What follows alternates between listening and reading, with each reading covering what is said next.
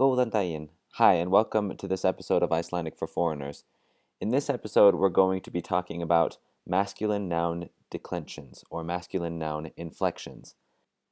In this video, I'm only going to be going into the actual forms of the words. I'm not going to be talking about how to use the cases. If you're interested in that, I recommend you check out my Intro to Cases video, and also stay posted for more videos on using cases in Icelandic.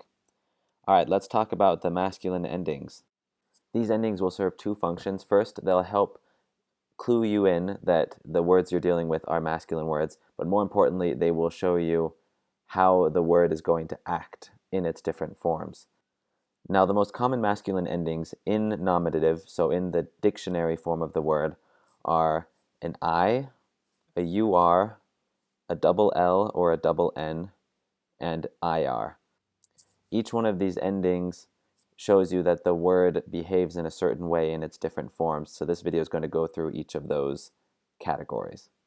So let's start first with masculine nouns that end in I. Their forms for the singular, the nominative form will end in the I. This is the dictionary form. For example, poki.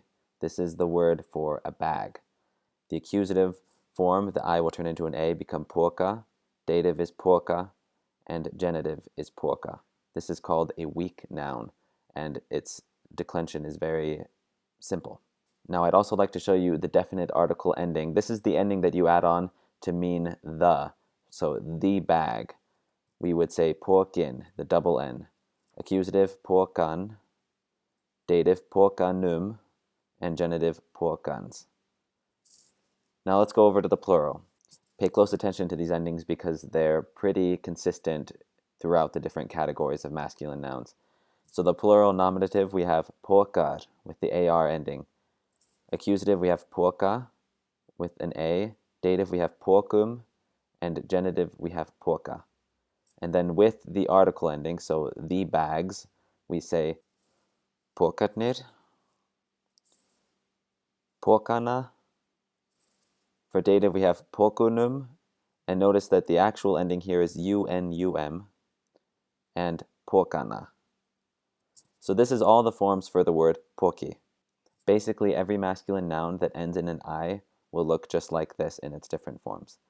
Let's move on to the next category, masculine nouns that end in UR. For example, we're going to use strákur, which means a boy. So we have strákur in nominative, strák in accusative, where we drop the UR ending. The dative is strák or stráki. Sometimes these UR words have an I in the dative, sometimes they don't. Strákur, you're actually allowed to use it with or without an I. And genitive, stráks, with the S ending. Now look also closely at these article endings. They look almost the exact same as in the word poki, but we have the I in there. So it becomes strákurinn, strákin, strákinum, and stráksins. Now in plural, the endings are basically identical to what we saw in poki. We have strákar, stráka, strákum, and stráka. And then with the article endings, strákarnir, strákana, strákunum, and strákana. Most masculine nouns that end in a UR behave this way. Let's go on to the next category, masculine nouns ending in double L. The example we're going to use is stóll, which means a chair. This is going to act very similar to the UR words. So we have nominative, stóll, accusative, stól, where we drop the L, dative, stól, genitive, stóls.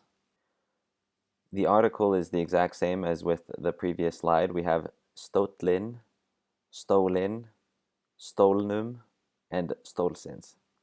Now the plural should also look very familiar. We have stólar, stóla, stólum, and stóla. And with the article stólarnir, stólana, stólunum, and stólana. Let's go on to the next category. Masculine nouns ending in double N. This is almost identical to the double L. We have steinn is our example, which means a stone or a rock.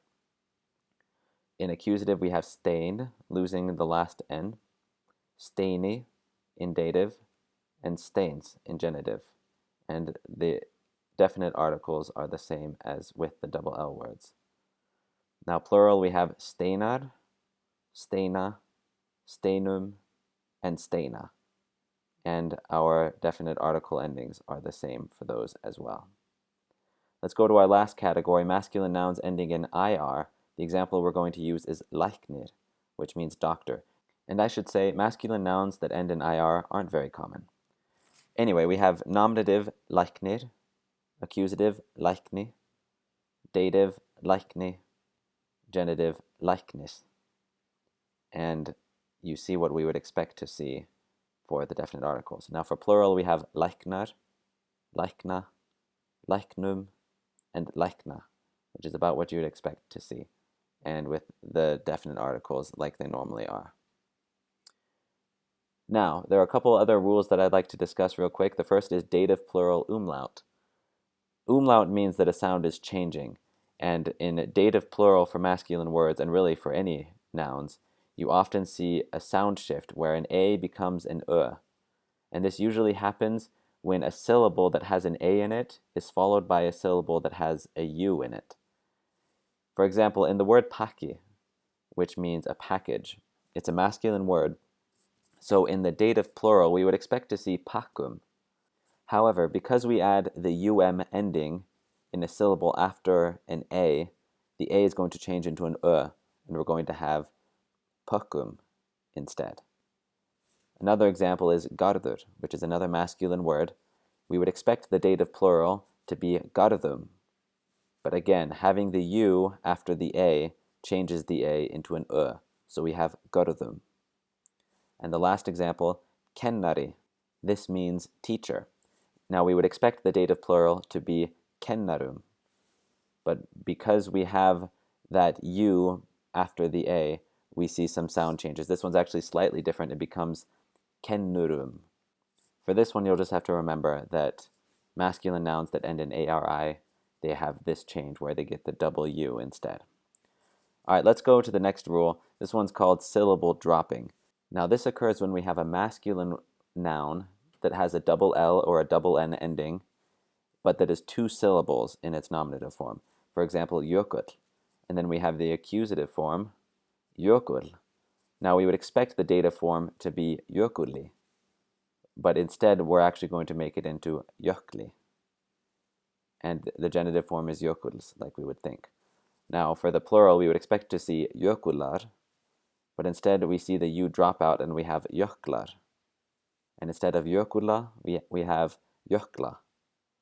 And jökullum, we have jöklum. And jökulla, we have jökla. Now let's take a look at an example with a double N word, himin. Now himin in accusative becomes himin with one N. Now we would expect the dative to be himini, but instead it's going to be himni, and we're going to see the second I drop. Now in plural we would expect to see himinar, but instead we're going to have himnar. And instead of himina, we're going to have himna. Hymnum and hymna. Now, if you're ever unsure about how a word behaves, then you should always just go on to Bin, which is a great resource for looking at how Icelandic words behave in their different forms. It's very easy to just hop onto that website and type in a word and check out its forms. This video is just meant to show you some of the patterns that exist with masculine words. There will be another video coming soon that will deal with some of the irregular masculine words that behave very differently than you would expect. That's all I have for this video. I hope it was helpful. Please feel free to leave comments or ask questions in the comments below. And thanks for checking it out.